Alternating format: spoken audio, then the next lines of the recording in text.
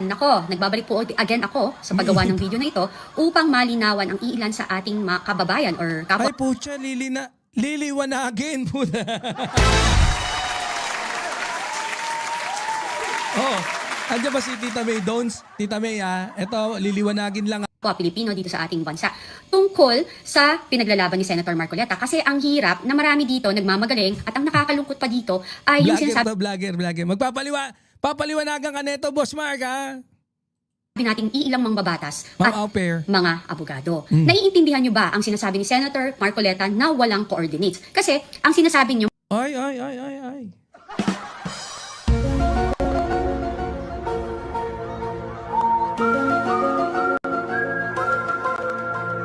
Nawala. Kung ano napindot eh.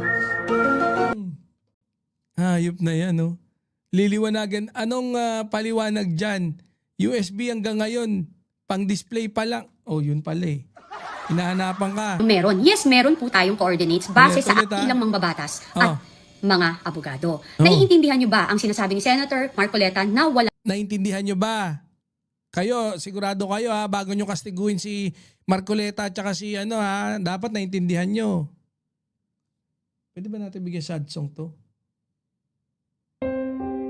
ng coordinates? Kasi ang sinasabi nyo meron. Yes, meron po tayong coordinates base sa atin dito sa ating bansa. But ang problema ho, hindi ho ito nakarehistro sa United Nations. Yun po ang punto ni Senator Marcoleta. Tayo po ay kanyang ginagabayan base sa legal na paraan. Kasi mahirap pong ipaglaban ang mga bagay na Hindi ko talaga magets, no? Well, hindi ko alam if there is really an issue doon pagdating dyan sa sa Pag-asa. 'Di ba? Matagal na tayo merong residents diyan eh. Matagal na nating na-claim yung Pag-asa. Hindi ko alam kung bakit hayop na yan, no?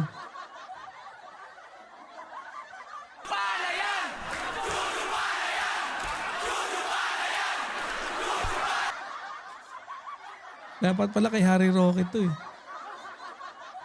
hindi naaayon sa batas. Paano tayo makikipaglaban ng legal kung kulang tayo sa dokumento? Basically, ang gusto lang niya ay ayusin ng ating gobyerno ang papeles para hindi tayo Ayusin yung papeles. Ayusin. Kayo naman pala eh. Yung administrasyon naman pala eh. No? Hindi, tayo pa pala eh. Tayo pa pala mali eh. Hindi naayos ng administrasyon. Kayo pala mali dyan eh.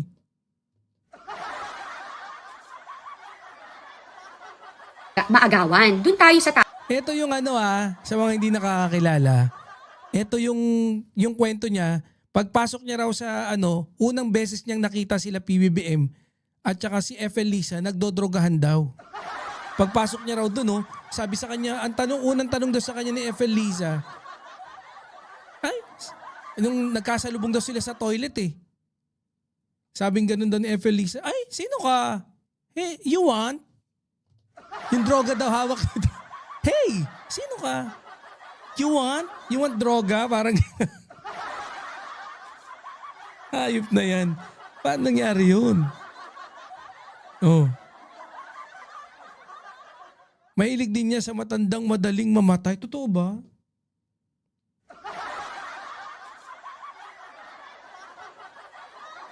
tama, huwag tayo sugod ng sugod. Ang problema kasi, ang karamihan dyan, sinasamantala ang emosyon ng karamihan sa atin. Ginagawa nilang bobo ang tao. Pucha, binabasa mo pa yung walang kwenta mga pinagsasabi mo.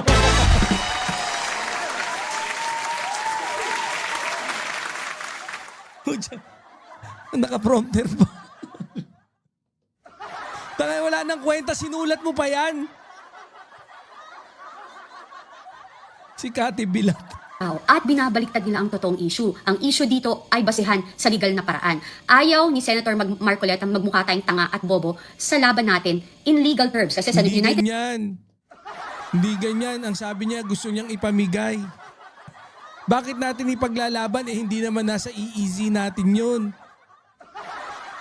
Wala naman siya. Siya na legal. Walang ganon. Nation, importante po na nakarehistro tayo, nasa tama tayo. Hindi po sagot ang Google Maps, hindi sapat ang emosyon, hindi Hindi daw sagot yung Google Maps. Hindi, ito O Google Earth, pwede na. Google Earth. Kung Google Earth, okay lang. Oh. Kailangan kasi natin ng UNCLOS coordinates na rehistrado sa UN. Yan UNCLOS. So, i-coordinate natin yan. Siguro mga 25 years, tapos na sa atin yan. Lahat, malalagyan na natin ng coordinates yan. 25, mga ganon, 25 years. Lalagyan natin ng muhon sa ilalim ng dagat, ha? Pwede ba siguro mga 500 meters each coordinates? Straight na lang natin ganon. Kung i-follow natin yung ganon-ganon ng Pilipinas, matatagalan tayo eh. Okay lang ba, Brad? Kaya ni Jam Mag na yun. kasi yung problema natin. So, ang simple Ni-rape daw siya ni Anton Legmende sa Cubeta. Mukha naman. Totoo ba yan? Oo, naintindihan ko na isa ka din sa mga bobo.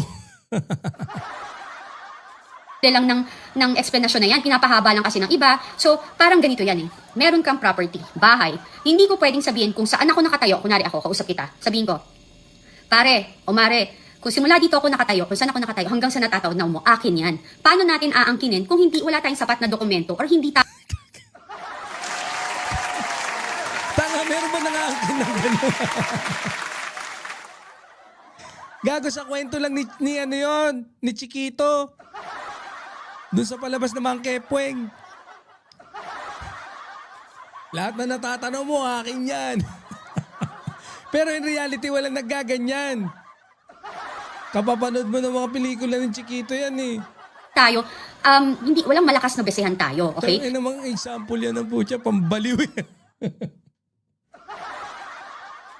Yun kasi ang kakulangan ng gobyerno. Ang tagal-tagal nang ginawa ang batas na yan na tinawag na West Philippine Sea, pero hindi siya nakarehistro sa United Nations. So simple, hindi ho siya mali, tama siya. Pinapalakas lang ho niya ang Hindi siya mali, tama siya.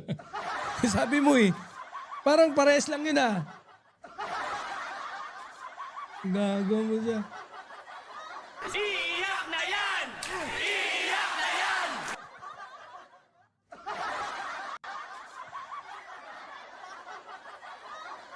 Boss Bernardo.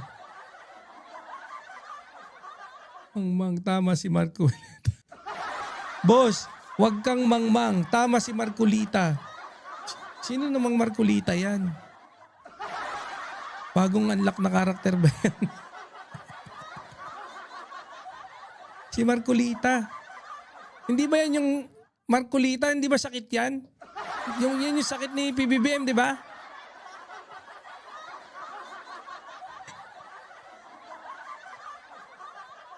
Marcolita-litis. Marcolita. Ano yan? Rehistro? Kotse. Di kailangan mo iparehistro yan taon-taon. Pero kunyari, bagong isla, 5 years yung registration nun. Sabi, di ba? Sabi sa Good News, no, pagka medyo bagong isla lang yan, 5 years yan. Para hindi ka renew ng renew every year. Malaking tipid na rin yun, di ba? laban natin. Hindi to about pro-China, but pro-kaalaman para po malaman natin. Pro-kaalaman. May nanonood pa rito? Okay nyo mga kababayan ko Ito, alam nyo, pwede kayo manood ng mga iba. Pero pag ito pinanood nyo, tanganan nyo suntukan na lang.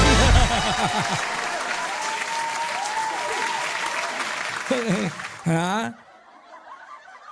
Ano kayo eh. Ginugulo nyo eh. Sabi ni Tita May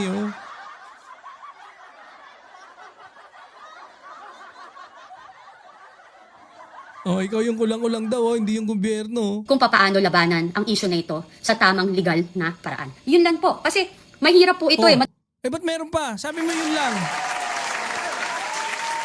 Daling magalit pero mahihirap mag-aral ng batas. Sabi niya sa live niya with Maharlika, paiyak-iyak pa nga daw siya. Sinempot siya ni Pinechi. Ba't di niya kinasuhan? Pinechi-pechi pala siya. Sinempot. Kutsang galang niya, no? Hype na yan, no?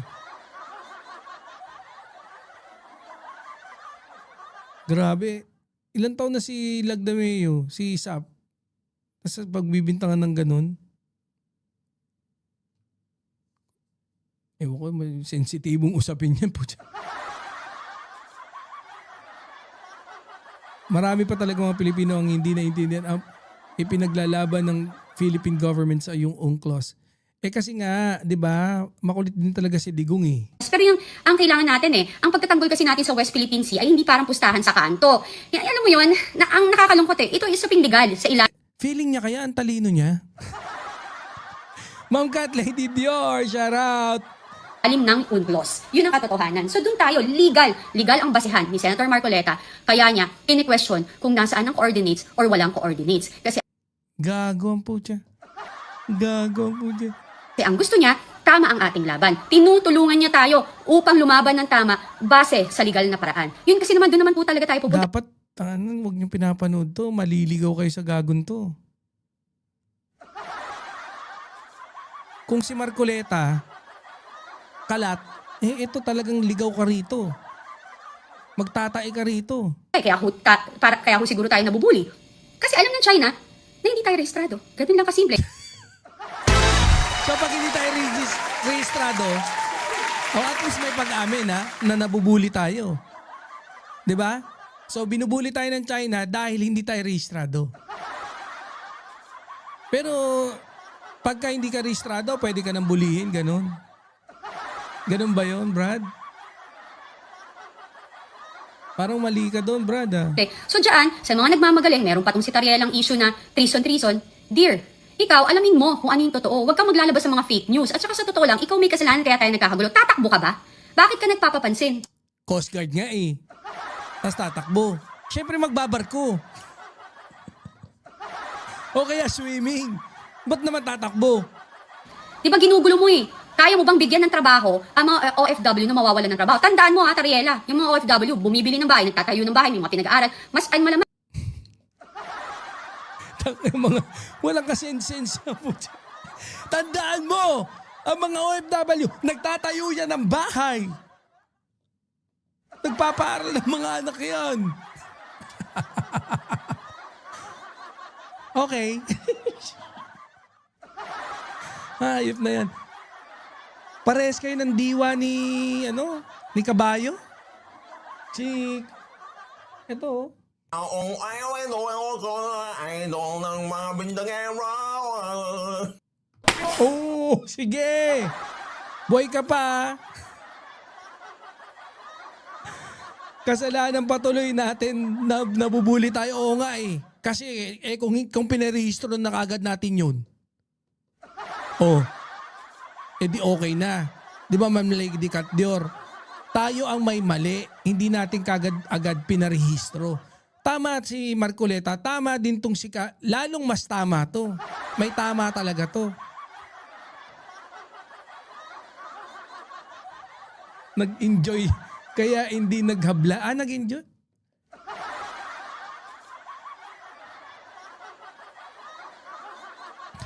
Nag-enjoy kaya hindi naghabla.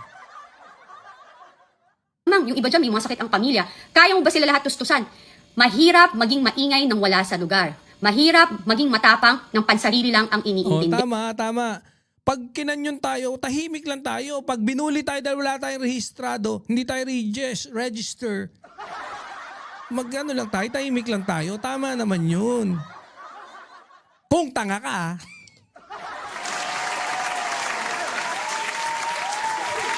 nonsense ang putya. Sabi ni Ma'am Lady Cat Dior, si Libayan legit INC. Totoo ba? INC ba? Tinulungan ulol, sabi ni Pastor. Hindi pangkalahatan. Huwag tayo natin gamitin ng emosyon. Ang problema rin sa ating mambabatas, iilan dyan sa ating mambabatas, ginagamit ang emotional plea. Nakakaya. Ay, emotion. Ay. Hoy! Kayo. Gumagamit ng mga ganun-ganun to. Nanunod sa'yo to.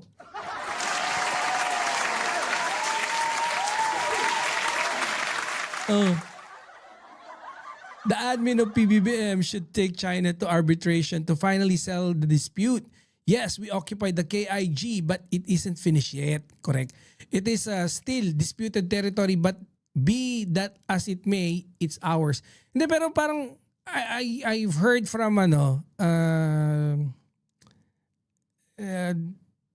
like a few months back where wala na raw dispute dyan sa Kalayaan Island. I'm not sure if my memory is not cheating me.